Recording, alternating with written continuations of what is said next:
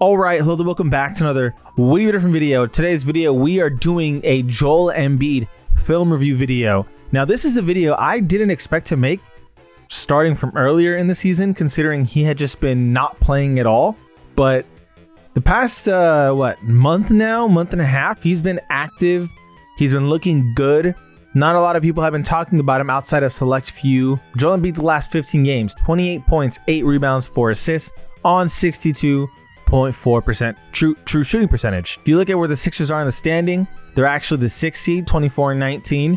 Solid record though, all things considered, from where they were last year. But Joel Embiid playing, and he's been looking good, and it's definitely adding a bit of spice into the East, just because once you get to the playoffs, none of these teams outside of the Knicks and Celtics have had success in the playoffs.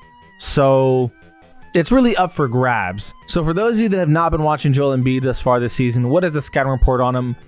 Number one, he's still a big and strong player. He's going to be able to post you up, get to his spots, and he's looking for those jumpers, right? He has lost a bit of his athleticism. He's not the player he once was, athletically speaking, but skill-wise, he's probably as good as he's ever been. If you're on the defensive side and you're thinking, okay, how do we stop this guy? How do we take advantage, of some of his faults? Number one, just because he's not, athletically the same doesn't mean that he can't back you down. You have to be disciplined. You can't just be trying to be too physical, because guess what? He's going to draw a foul. So stay disciplined is number one. Two, don't give up any free jumpers, right? He's looking for that mid-range spot. He's looking to, make things simple. Understand that he's not going to move everywhere along the court, but he's going to pick his spots. So try not to let him pick his spots. Every ounce of space, every inch of space on the court, you have to treat with serious value. So right here early on, 21 seconds on the shot clock, but that's not going to stop Embiid from getting to his spot. He's backing down Sengun already. Super strong guy. You're not going to really be able to push him off his spot. Goes up with it. And look, there's one thing I'll tell you right now. Getting into a fight with Joel Embiid is probably one of the least exciting things to look forward to. Because look at this. Sengun's a big guy. He's a center, but he can't push Joel Embiid off of his spot. Simple catch in the entry pass, goes up with it, misses, but not a lot's going to happen for the defense if they're just leaving Joel Embiid out on an island like that. We got Okogie up here looking to just try to deny any entry passes. Maxey gets it in anyways. What's going to happen here is simple. All he's going to do here is just say, I'm bigger than you. You're simply not long enough to give me a proper contest. So he quite literally shoots it over him. Now, is this something that you see often? No, it's unorthodox. But again, for Joel Embiid, it's about simplifying the game, taking what the defense gives him here. And don't get me wrong, Josh Okogie's trying, but this isn't the matchup you're searching for if you're Houston.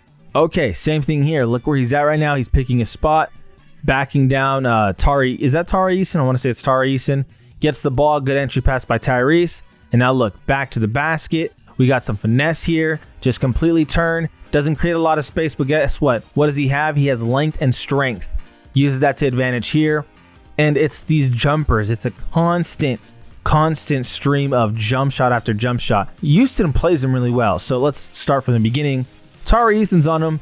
Really strong defense. Being physical. Kind of what I mentioned earlier. Being very, very disciplined with his hands, but not giving any inch of space to Embiid. He's just going to do a simple spin, right? Half spin, if you will. So he created some space by just doing that. Tari Eason reacts, and he's going to front him. Embiid's going to spin back around again. So boom, spin back around again. And now you effectively backed yourself down to this area. And once you're here, Sengun's going to realize, oh man, I cannot leave Embiid one-on-one when he's in the paint area. So he's going to come help out. But guess what? You've already given up too much space without realizing it. PG swings the ball to VJ. VJ sees an opening here, doesn't go up with it. Sees Embiid just having his hands up. So now you got Amen running back here to Kelly because Kelly's wide open. But then you got Sengun really just not ready for the entry pass. So Embiid is simply going to look one way. He sees where the defender is. He sees Amen right there.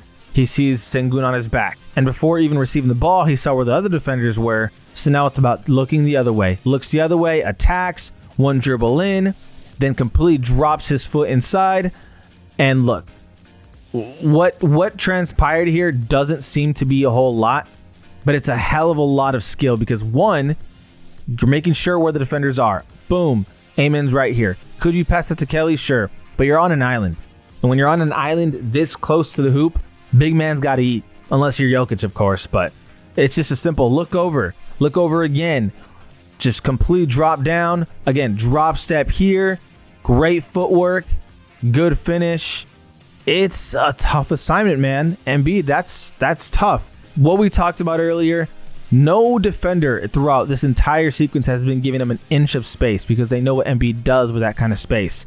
But at the strength that Embiid creates, here you kind of get a bit of that strength, but also footwork. And look, let me step back, let me pull up, and that's a bucket. But take a second to really, look at this. I mean, as a defender, you're doing everything that you can. You know Embiid doesn't want to drive it in all the time. You know he wants these jumpers. So you're on him, you're on him, you're on him. Look, one step in, uses his body as leverage there. Let me go again one more time. I'll make it slower so you can see. Uses his body as leverage. A slight push off, nothing grand, but a slight push off right there. Boom. Then watch the right foot. He puts it back to get organized. He's got a foundation of a jumper. And look, that's exactly what you want if you're Embiid. Okay, so now we got Embiid one-on-one with, I believe, Clint Capella. And this is a simple size up, right? Sizing up. But the moment you've given Embiid this much space to work with, you've allowed him inside of the paint area. So now he's in his spot where he could simply just pull up, do some sort of post-up to try and back you down.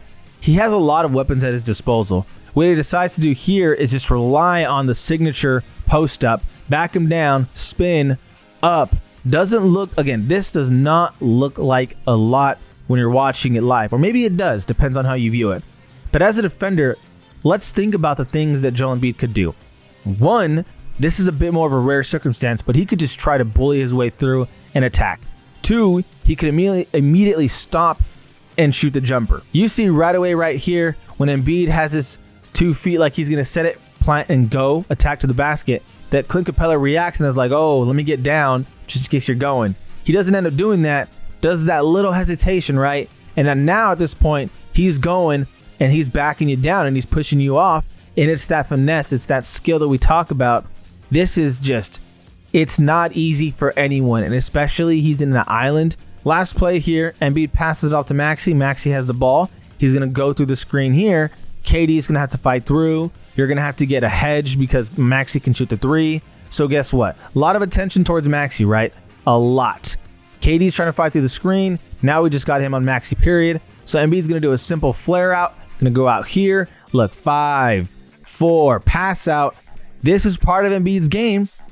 Don't really like to think about it too much because we think of the mid-range jump shots or kind of backing defenders down into getting some easier close shots. But this is part of Embiid's game too. KD kind of got caught sleeping because look, Maxey is the threat at that point. You're up 9. You don't want to give up threes. You're thinking Maxey's going to shoot 3. No, Embiid can also shoot the 3. Okay, we got VJ looking to pass to Tyrese. Tyrese is going to look to get the entry pass inside.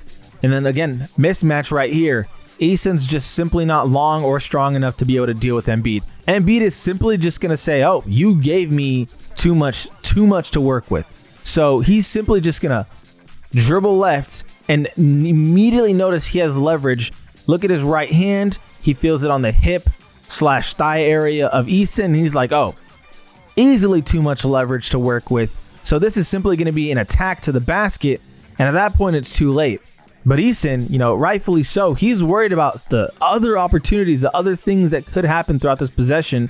And you may not know that without knowing how Embiid plays beforehand, but there's a reason why Eason's on him so high, and he's kind of allowing him to take this spot here, kind of hoping that, one, if he does, he has help side, but two, Embiid is not always looked to finish inside, and in this instance, he does. At this point in Embiid's career, he's not looking at playing back-to-backs. He's not looking at, those accolades of All-NBA. He's simply looking at kind of playoff success and, putting his team in a position as best as he can, so he can be healthy to get into better seeding at this point of the season. Because, look, we're over halfway into the season. The first month and a half, 2 months, he was not. I'm going to be honest. He was not. It was not looking too bright. He was just in and out of the lineup more often than not out of the lineup. But the past month and a half, he's been in it more often than not. He's been consistently really good. And I got to say, it's fun watching the 76ers play when they have Maxey, Embiid, VJ, PG has some good games here and there. So I'm curious to see how things are going to pan out. Can Embiid stay healthy is the biggest question. But as always, though, I greatly appreciate you guys for watching. For like, subscribe, it goes a long way to have on the channel. As always, this is All We've Been Different. All We've Been Different. And we out.